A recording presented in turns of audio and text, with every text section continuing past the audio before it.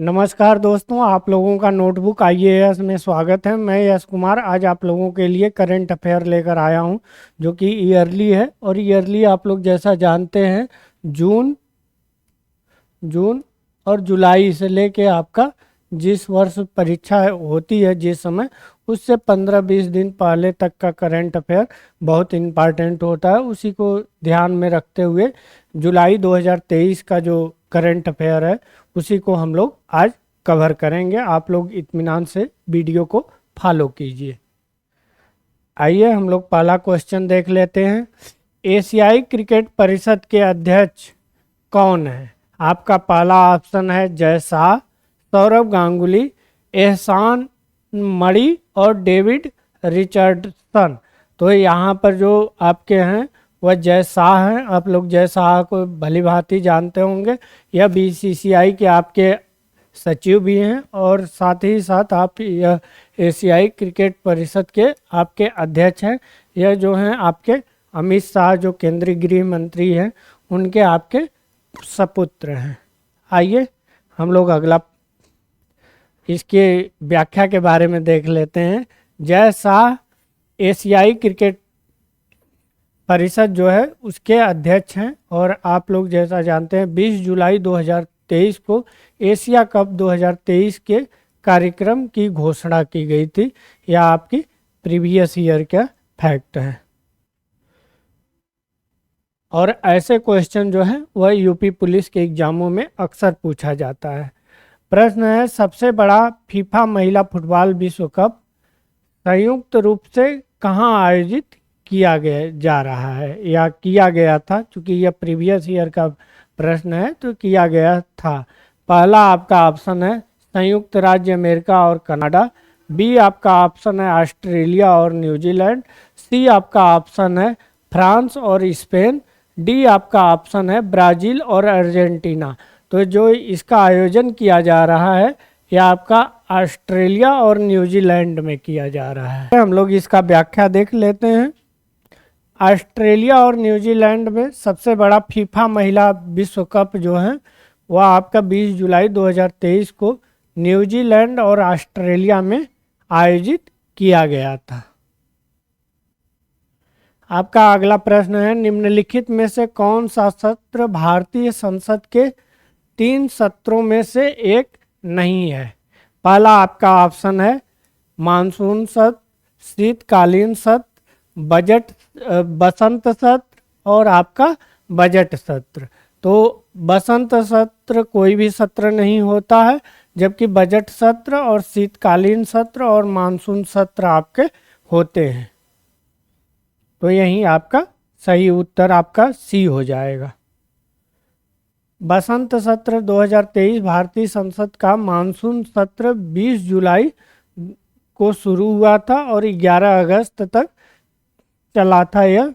और भारतीय संसद में मानसून सत्र हर वर्ष आयोजित होने वाला 3 सत्रों में से एक है। अन्य 2 सत्र जो हैं वह बजट सेशन है, वह फरवरी से लेके मई तक आपका चालू होता है। वहीं शीतकालीन सत्र जो है वह नवंबर से लेके आपका दिसंबर तक चलता है। शीतकालीन का मतलब जो ठंडी के समय होता है, मानसून का यही मतलब है जब बारिश वारिश चालू होती है उस समय की बात की, उस समय चालू किया जाता है। 20 जुलाई 2023 को वैश्विक बाघ दिवस, प्रत्येक वर्ष 20 जुलाई को वैश्विक बाघ दिवस मनाया जाता है। पर्यावरण, वन और जलवायु परिवर्तन राज्य मंत्री द्वारा जारी रिपोर्ट के अनुसार भारत में बाघों की संख्या, अनुमानित आबादी कितनी है?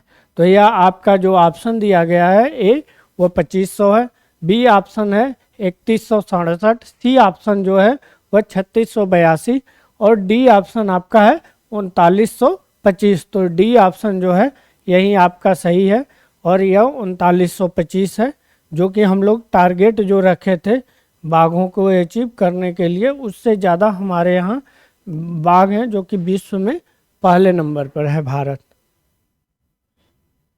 भारत में बाघों की आबादी 6.1% प्रति वर्ष वार्षिक दर से वृद्धि के साथ ही 3925 होने का अनुमान है। यह रिपोर्ट आपका 29 जुलाई को वैश्विक बाघ दिवस पर आपका जो पर्यावरण, वन और जलवायु परिवर्तन मंत्री, राज्य मंत्री जो थे अश्विनी कुमार द्वारा जारी किया गया था। स्वतंत्रता दिवस 2023 के पहले मेरी माटी मेरा देश अभियान का उद्देश्य क्या था? आपका पहला ऑप्शन है स्वतंत्रता दिवस मनाने के लिए शहीद पुरुषों और महिलाओं का सम्मान करना और अमृत महोत्सव समारोह का आयोजित करना और राष्ट्रीय युद्ध स्मारक का निर्माण करना। तो यहाँ पर जो बी ऑप्शन है यही सही है। शहीद पुरुषों और महिलाओं के सम्मान के लिए मेरी माटी और मेरा देश अभियान का शुरुआत किया गया था इसी उद्देश्य के साथ। प्रधानमंत्री नरेंद्र मोदी ने स्वतंत्रता दिवस 2023 के पहले आपका मेरी माटी मेरा देश अभियान शुरू करने की घोषणा की थी। इस अभियान का उद्देश्य देश के शहीद पुरुषों और महिलाओं का सम्मान करना था और यह अभियान चल रहे अमृत महोत्सव समारोह के बीच में आयोजित किया गया था। जुलाई 2023 में 100वीं वर्षगांठ स्पेनिश हॉकी फेडरेशन अंतर्राष्ट्रीय टूर्नामेंट किस टीम ने जीता था? आपका पहला ऑप्शन है इंग्लैंड, स्पेन, भारत, जर्मनी। तो यहाँ पर जो है आपका ऑप्शन सी सही है। और मैं आप लोगों को यही एक चीज़ बतलाते चलूँ कि जब कोई विश्व लेवल पर प्रतियोगिता होती है उसमें भारत अथवा भारतीय खिलाड़ी के द्वारा कोई भी मैच या कोई भी टूर्नामेंट जीता जाता है तो वो और महत्वपूर्ण वो क्वेश्चन हो जाता है, या भारत के संदर्भ में कोई रिसर्च हुई हो या नोबेल पुरस्कार दिया गया हो या कोई नोबेल पुरस्कार ऐसा मिला हो जिसमें कोई इशू खड़ा हुआ हो तो वह भी महत्वपूर्ण हो जाता है। ऐसे क्वेश्चन आयोग होता है या बोर्ड होता है वह अक्सर ऐसे क्वेश्चन को पकड़ के ज़रूर उठाता है, तो आप लोग इसको ध्यान दीजिएगा। भारतीय महिला हॉकी टीम ने 20 जुलाई 2023 में को टेरासा में 100वीं वर्षगांठ पर स्पेनिश हॉकी फेडरेशन अंतर्राष्ट्रीय टूर्नामेंट जीता था और भारतीय टीम फाइनल में मेजबान स्पेन को 3-0 से एक क्लीन स्वीप की थी। तो यह आप लोग ध्यान दीजिएगा।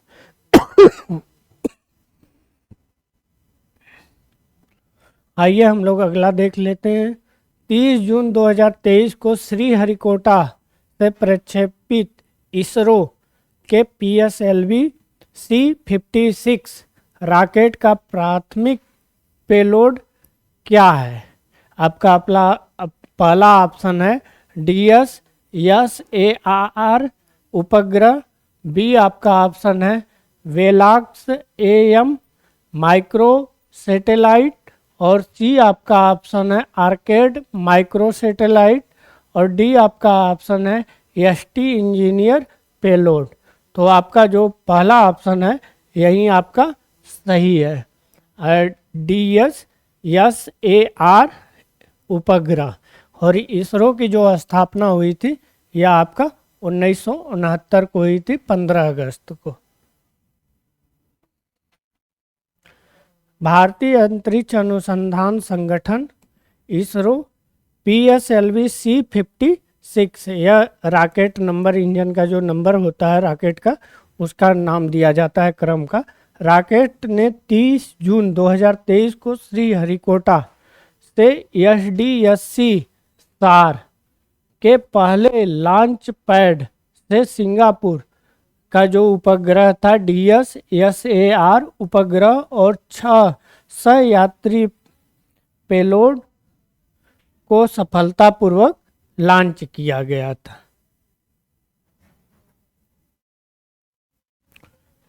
भारतीय अमेरिकी नीति विशेषज्ञ निशा विश्वास को किस अमेरिकी वित्त एजेंसी के उप मुख्य कार्यकारी अधिकारी CEO के रूप में सेवा देने के लिए पुष्ट किया गया है? यहाँ आपका ऑप्शन है विश्व bank, United state international development finance corporation, और सी आपका ऑप्शन है IMF इंटरनेशनल मॉनेटरी फंड, और डी आपका ऑप्शन है फेडरेशन रिजर्व सिस्टम। तो यहाँ पर जो बी ऑप्शन है यही आपका सही है, United state international development finance corporation. नीति विशेषज्ञ निशा विश्वास को सीनेट ने संयुक्त राज्य अमेरिका अंतर्राष्ट्रीय विकास वित्त निगम के उप मुख्य कार्यकारी अधिकारी CEO के रूप में सेवा देने के लिए पुष्टि की है, यानी कि नियुक्त किया गया है। खेलो इंडिया अभियान, यह समझ लीजिए मोस्ट इम्पॉर्टेंट है, इससे कोई ना कोई क्वेश्चन आपका पूछ देता है अक्सर परीक्षाओं में। का उद्देश्य है? पहला आपका ऑप्शन है केवल खेल की बुनियादी ढांचाओं को बढ़ाने के लिए, बी आपका ऑप्शन है केवल प्रतिभाशाली एथलीटों को पोषण और समर्थन करना, सी आपका ऑप्शन है प्रतिभाशाली खिलाड़ियों की पहचान करने और खेलों की बुनियादी ढांचा बढ़ाने के लिए एक मंच प्रदान करना, और आपका डी आपका ऑप्शन है विभिन्न खेलों की प्रतियोगिताओं के लिए एक मंच प्रदान करना। तो यहाँ पर जो सी ऑप्शन है यही आपका सही है, प्रतिभाशाली खिलाड़ियों की पहचान करने के लिए और खेलों की बुनियादी ढांचा को बढ़ाने के लिए एक मंच प्रदान करना।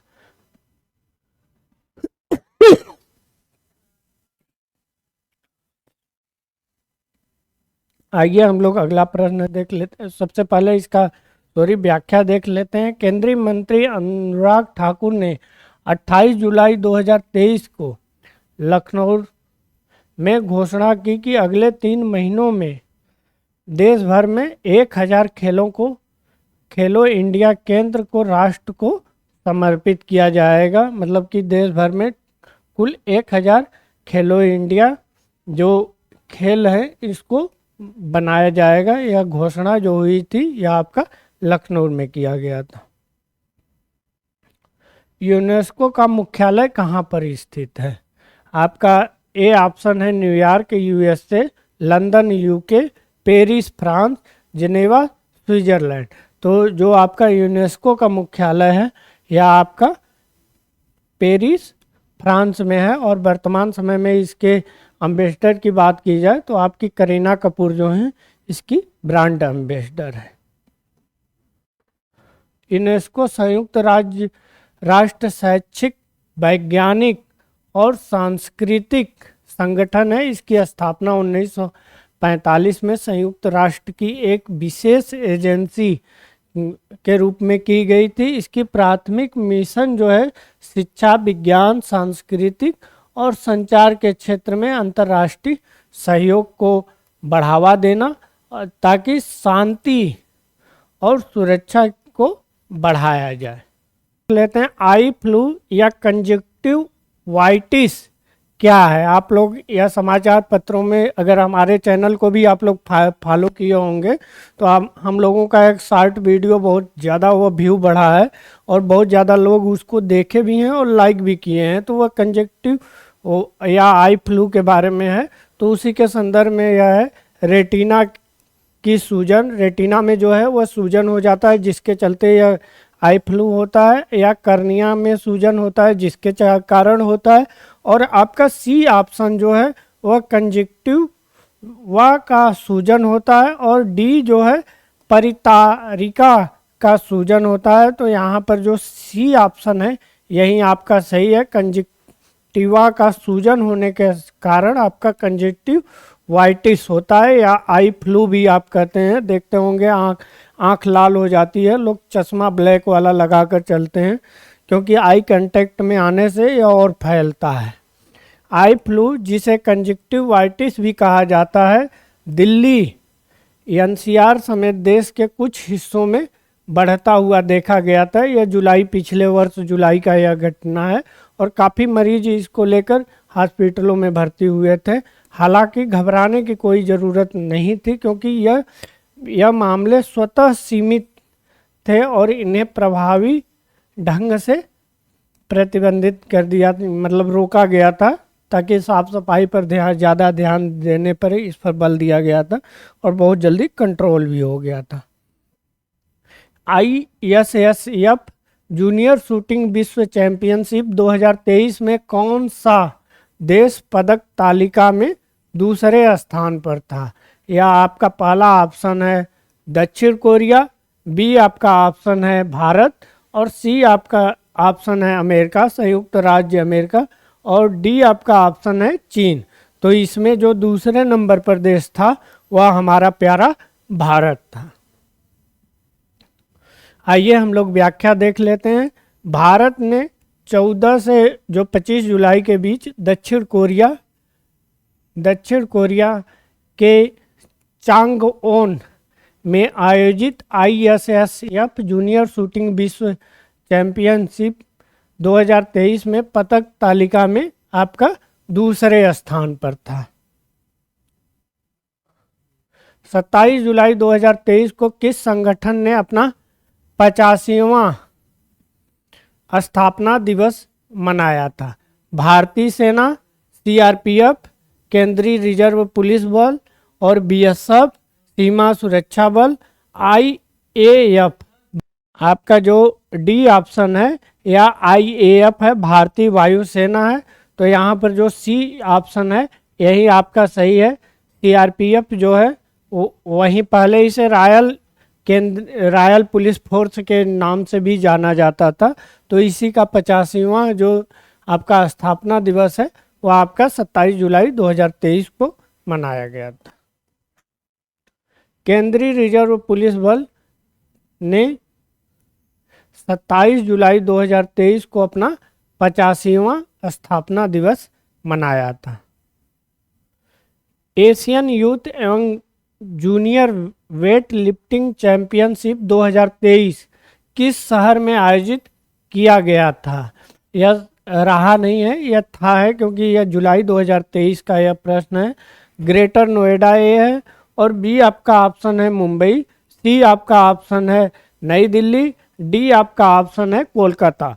तो यहाँ पर जो सही ऑप्शन है आपका ग्रेटर नोएडा में आपका एशियन यूथ एवं जूनियर वेट लिफ्टिंग चैंपियनशिप का आयोजन किया गया था।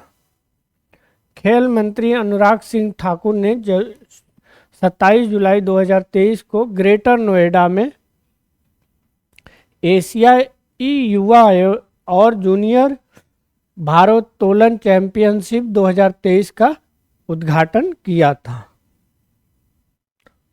नई दिल्ली में सेना डाक सेवा कोर द्वारा उद्घाटन किए गए पहले अस्थायी नामांकन केंद्र PAES का उद्देश्य क्या था? पहला आपका ऑप्शन है नई दिल्ली में नागरिकों को डाक सेवाएं प्रदान करना, बी आपका ऑप्शन है पूरे भारत में सेवा कर्मियों और उनके आश्रितों के लिए आधार संबंधित सेवाओं की सुविधा प्रदान करना, और सी आपका ऑप्शन है नई दिल्ली में फील्ड डाकघरों को प्रशिक्षण और तकनीकी सहायता प्रदान करना, और डी आपका ऑप्शन है देश भर में 48 चिन्हित क्षेत्रों में शांति स्थान स्थापित करना।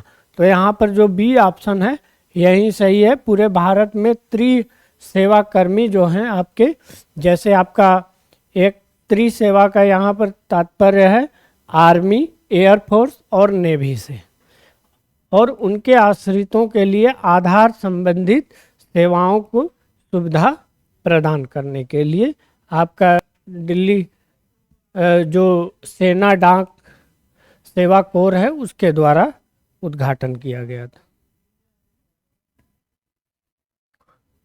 सेना डाक सेवा कोर 26 जुलाई 2023 को नई दिल्ली में सेंट्रल बेस पोस्ट ऑफिस में पहले अस्थाई आधार नामांकन केंद्र जिसे PAEC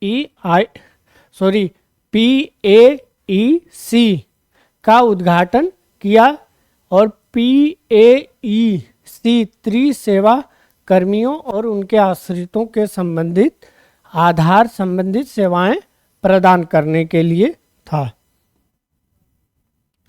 सरकार की योजना के अनुसार राजमार्गों पर स्टील बैरियर को बदलने के लिए किस सामग्री का उपयोग किया गया था? यह किया जाएगा, यह है आपका ए ऑप्शन है कंक्रीट, बी है लकड़ी, सी आपका ऑप्शन है बांस और डी आपका ऑप्शन है प्लास्टिक।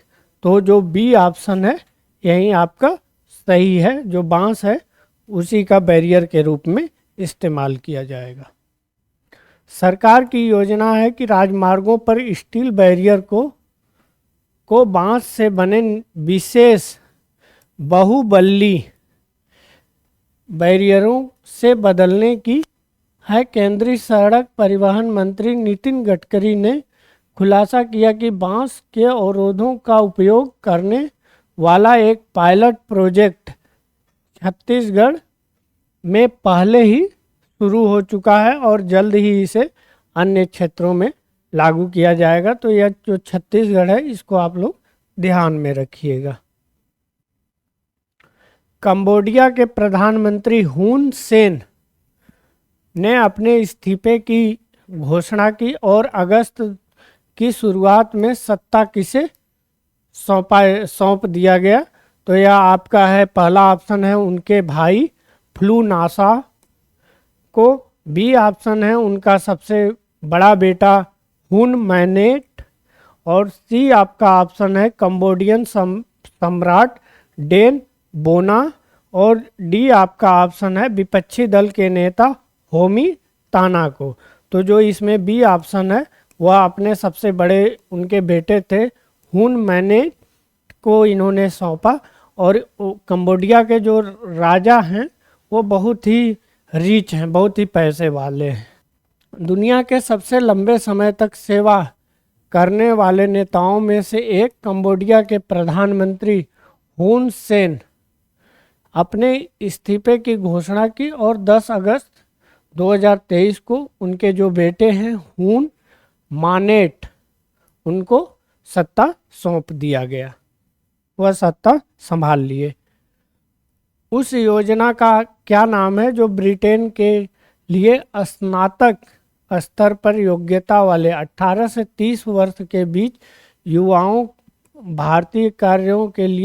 भारतीयों को कार्य वीज़ा प्रदान करती है? यह आपका है UK India graduate exchange programme और बी आपका ऑप्शन है UK India young professional scheme और सी आपका ऑप्शन है भारत यूके अध्ययन और कार्य पहल और डी आपका ऑप्शन है युवा गतिशीलता कार्यक्रम भारत संस्करण। तो इसमें जो बी ऑप्शन है यही आपका सही है, UK India young professional scheme. इसका व्याख्या देख लेते हैं। ब्रिटिश सरकार ने UK India young professional scheme के तहत दूसरा मतपत्र लॉन्च किया है जिसमें यूके वीज़ा के लिए स्नातक स्तर पर योग्यता रखने वाले जो 18 वर्ष से 30 वर्ष की आयु वाले हैं भारतीय, उनके लिए लक्षित किया गया है।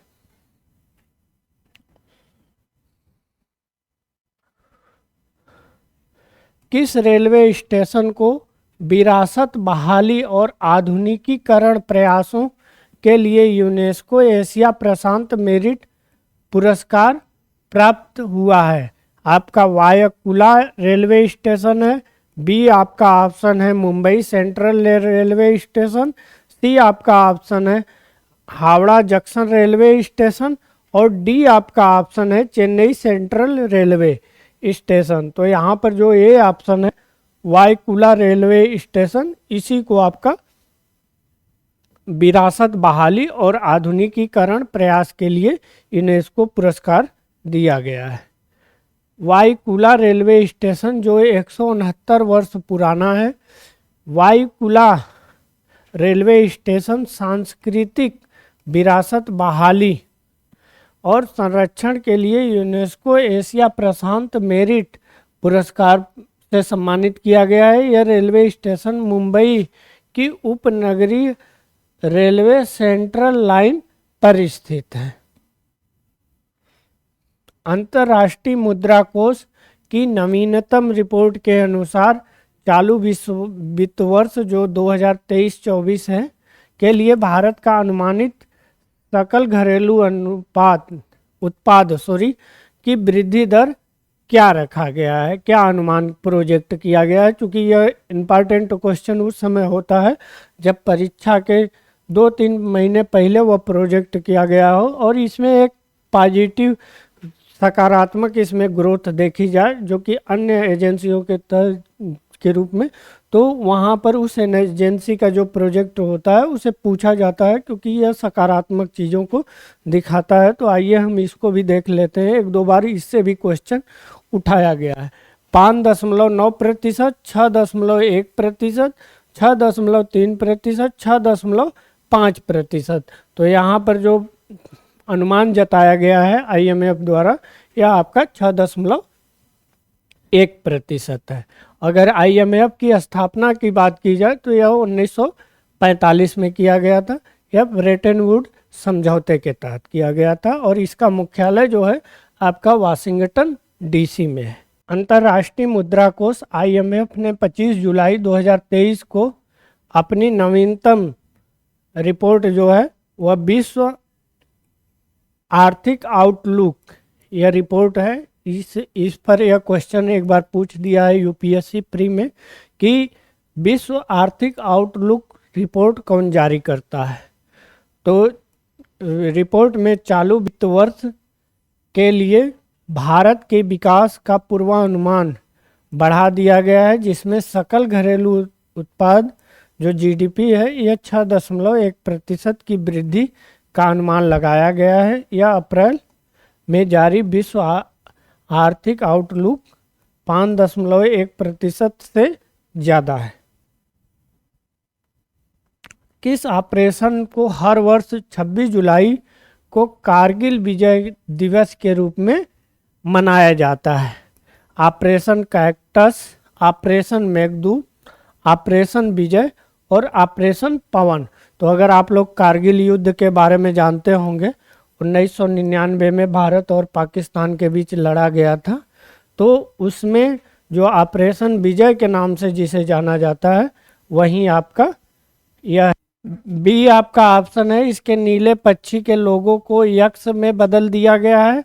और सी आपका ऑप्शन है एक नया सोशल मीडिया प्लेटफॉर्म पेश किया गया है। डी आपका ऑप्शन है एक प्रतिस्पर्धी कंपनी अधिग्रहण किया गया है। तो यहाँ पर जो बी ऑप्शन है यही आपका ऑप्शन सही हो जाएगा। यानी कि जब से एलन मस्क इसको ट्विटर को खरीदे हैं तब से आपका जो नीली पक्षी वाला लोगो दिखाई देता था, आप कोई भी ट्वीट करता था तो यहाँ कॉर्नर में बनता था, तो अब उसके जगह यक्स करके लिखता है। व्यापक रीब्रांडिंग प्रयास के हिस्से के रूप में ट्विटर ने 24 जुलाई 2023 को एक नया लोगो लॉन्च किया जिसमें प्रतिष्ठित नीले पक्षी को यक्स के साथ बदल दिया गया है। यह आप लोग ध्यान रखिएगा, ट्विटर के जगह अब यक्स कहा जाता है। अगला प्रश्न हम लोग देख लेते हैं। 28 से 30 जुलाई को सेमिकॉन इंडिया 2023 कार्यक्रम कहाँ आयोजन किया गया था? आपका पहला ऑप्शन है नई दिल्ली, बी आपका ऑप्शन है बेंगलुरु, सी आपका ऑप्शन है हैदराबाद और डी आपका ऑप्शन है गांधीनगर।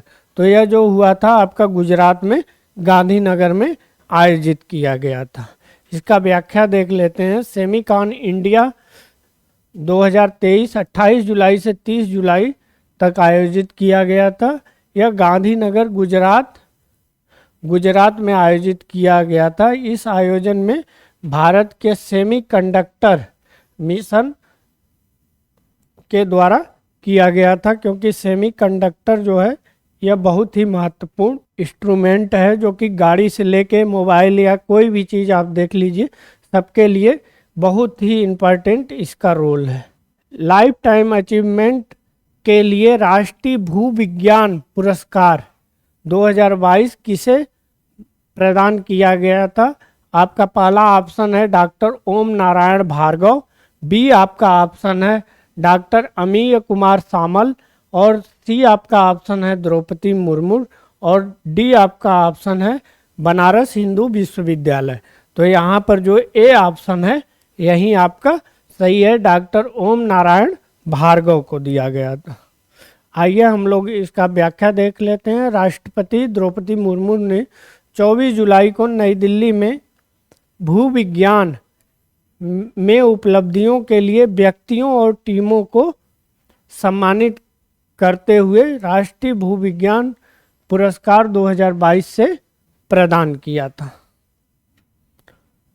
CISF के सुरक्षा घेरे के तहत 66 नागरिक हवाई अड्डों के लिए राष्ट्र सुरक्षा चुनौतियों के समाधान के लिए केंद्रीय गृह मंत्री अमित शाह ने 22 जुलाई 2023 को किस केंद्रीय सुविधा का उद्घाटन किया था? आपका ऑप्शन पहला है केंद्रीय सुरक्षा निगरानी केंद्र CSMC, और आपका है बी ऑप्शन है हवाई यातायात नियंत्रण केंद्र ATCC, और सी आपका ऑप्शन है विमानन सुरक्षा नियंत्रण केंद्र ASCC, और आपका डी ऑप्शन है सुरक्षा संचालन कमांड सेंटर SOCC।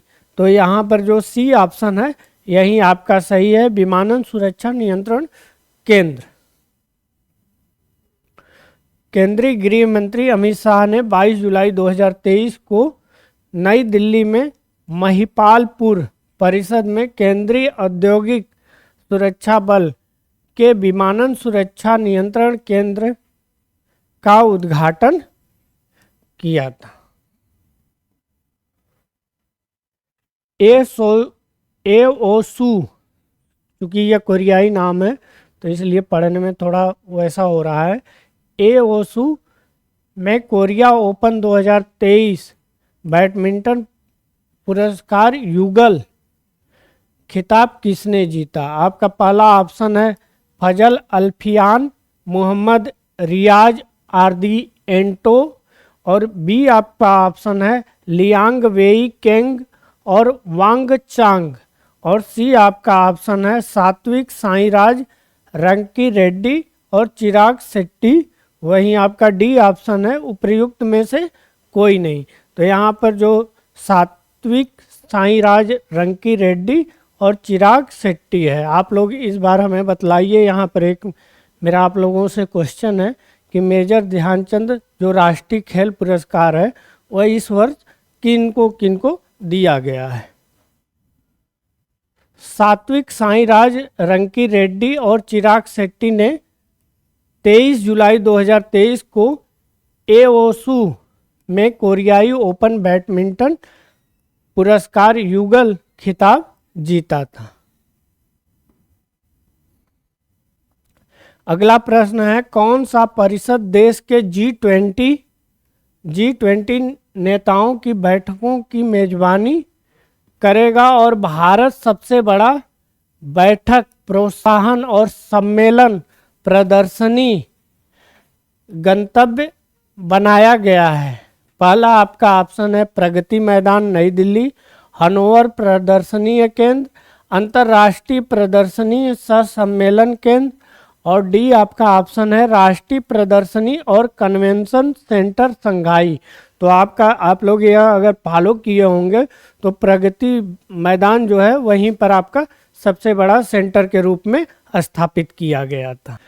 पुनर्विकास भारत व्यापार संवर्धन संगठन परिषद, यह व्याख्या है जस्ट पिछले वाले क्वेश्चन का उद्घाटन 26 जुलाई 2023 को किया गया था। अब यह परिषद देश के G20 नेताओं की बैठकों की मेजबानी करेगा, जो आपका प्रगति मैदान में उद्घाटन किया गया था।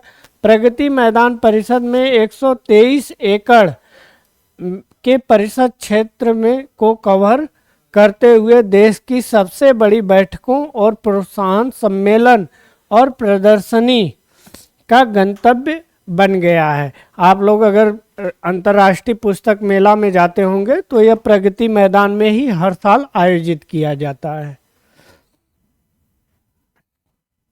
स्पेन में हाल ही में हुए राष्ट्रीय चुनाव में कौन सी पार्टी विजेता बनकर उभरी है या उभरी थी। पहला आपका है सोशलिस्ट पार्टी, दूसरा है सुदूर दक्षिणपंथी ओक्स पार्टी।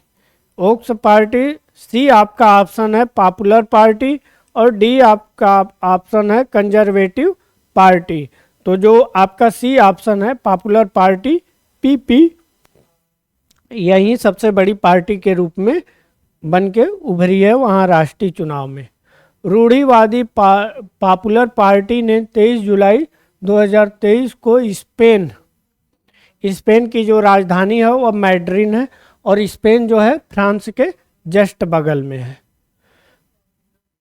में राष्ट्रीय चुनाव जीता, लेकिन उसे समाजवादी प्रधानमंत्री पेड्रो सांचेज को पद से हटाने के लिए वांछित महत्वपूर्ण जीत हासिल नहीं हुई। मतलब जो बहुमत मिलना चाहिए वह बहुमत नहीं मिल पाया। आइए हम लोग अगला प्रश्न देख लेते हैं। रूसी राष्ट्रपति व्लादिमीर पुतिन ने अगस्त में दक्षिण अफ्रीका में ब्रिक्स शिखर सम्मेलन में भाग क्यों नहीं लेने गए? यह आपका प्रश्न है। आप लोग जैसा जानते हैं ब्रिक्स जो है वह आपका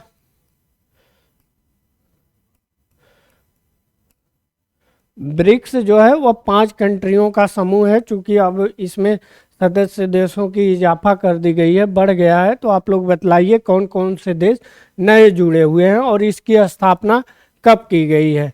तो इसी के संदर्भ में पहला आपका है कि क्यों नहीं वहाँ गए, तो उसके बारे में है आपका वह आईसीसी द्वारा जारी युद्ध अपराधों के लिए के आरोपों का सामना कर रहे थे। और दूसरा आपका बी ऑप्शन है वह विदेश मंत्री के कर्तव्यों में व्यस्त थे। डी आपका ऑप्शन है दक्षिण अफ्रीका उन्हें देश में प्रवेश देने से इनकार कर दिया था। और डी आपका ऑप्शन है वह शिखर सम्मेलन के एजेंटों से असहमत थे। जो वहाँ पर एजेंडा फिट किया गया था उसी से वह असहमत थे। तो यहाँ पर जो आपका ऑप्शन है ए वह सही है। वह आईसीसी द्वारा जारी युद्ध अपराधों के लिए आरोप का सामना कर रहे थे। इसी को देखते हुए जो इंटरनेशनल क्रिमिनल कोर्ट है उसी में मामला चल रहा था। आपका जो यूक्रेन और रूस का युद्ध हुआ है उसी को लेकर, तो उसी के आरोपों का सामना कर रहे थे। इसी के चलते वह ब्रिक्स में हिस्सा लेने नहीं गए थे। आपका व्याख्या देख लेते हैं। रूसी प्रतिनिधि तो उनके विदेश मंत्री सर्गेई लावरोव वहाँ प्रतिनिधि करने के लिए गए थे। कथित युद्ध अपराधों के लिए मार्च में पुतिन के लिए आईसीसी द्वारा जारी गिरफ्तारी वारंट के कारण दक्षिण अफ्रीका शिखर सम्मेलन में मेजबानी करने के लिए नहीं गए थे। उसी दुविधा में का सामना करना पड़ा था, इसलिए वो वहाँ नहीं गए थे। वाराणसी में ज्ञानवापी मस्जिद का मामला किस बारे में है? पहला आपका है ज्ञानवापी मस्जिद के स्वामित्व पर विवाद, और बी आपका ऑप्शन है काशी विश्वनाथ मंदिर के निर्माण को लेकर कानूनी लड़ाई, और सी आपका ऑप्शन है ज्ञानवापी मस्जिद के वैज्ञानिक सर्वेक्षण पर विवाद, और डी आपका ऑप्शन है वाराणसी में गंगा कॉरिडोर के बारे में एक प्रतिनिधित्व। तो आपका जो ए ऑप्शन है यही सही है, ज्ञानवापी मस्जिद के स्वामित्व पर विवाद है। क्योंकि आपका जो वह ज्ञानवापी मस्जिद है वह कहीं न कहीं यह दिखाया कहीं से न कहीं से वह प्रदर्शित हो रहा है कि यह मंदिर का ही भाग है। इसीलिए, और चूँकि 1991-92 में जो हमारा कानून आया था उस कानून के तहत इसको प्रोटेक्शन भी मिला है, तो इसलिए यह विवाद काफ़ी अभी सुप्रीम कोर्ट में भी है। चूँकि वहाँ के जिला न्यायालय द्वारा इसका सर्वेक्षण कराया गया है और उसमें जो भी तथ्य आ रहे हैं उसको हमारे संस्थान द्वारा अपडेट कराया जाएगा आप लोगों को। भारत के उत्तर प्रदेश में के वाराणसी में ज्ञानवापी मस्जिद मामला उस भूमि के स्वामित्व के संबंधित कानूनी विवाद के इर्द गिर्द घूमता है जहां मस्जिद स्थित है, और इसकी शुरुआत 1991 में हुई थी, जब स्थानीय पुजारियों ने ज्ञानवापी मस्जिद के परिसर में पूजा की अनुमति पाने के लिए वाराणसी सिविल कोर्ट में मुकदमा दायर। आइए हम लोग अपने नोटबुक आईएएस के बारे में बात कर लेते हैं। हम लोगों द्वारा आप लोगों के लिए जो हमारे सब्जेक्ट विशेषज्ञ हैं उनके द्वारा एनसीईआरटी का फाउंडेशन बैच प्रारंभ किया गया है और यह आपका बाइलिंगुअल है, हिंदी और इंग्लिश दोनों मीडियम में है और यह बेसिक से आप लोगों को एडवांस तक ले जाएगा। आप लोग जैसा जानते हैं कक्षा 6 काफ़ी बेसिक होता है और उन सबको आप लोगों को जानना ज़रूरी होता है। वहीं 12 का आप जब तक 12 का वो कवर करने लगेंगे तो आप में काफ़ी अच्छा सुधार हो जाएगा। और ये एनसीईआरटी जो है वो वर्तमान परीक्षाओं की दृष्टि से देखा जाए तो बेहद ही महत्वपूर्ण इसका योगदान रहता है। अगर आप लोग ये एनसीईआरटी समय समय पर रिवाइज कर रहे हैं तो आपको परीक्षा की एक अच्छी जो क्वेश्चन पैटर्न है उसका एक अच्छा आप लोगों के अंदर समझ विकसित होता है। आइए हम लोग आगे देख लेते हैं। आप लोग हमारे वीडियो को ज़्यादा से ज़्यादा लाइक कीजिए, सब्सक्राइब कीजिए और अपने दोस्तों में इसे शेयर कीजिए।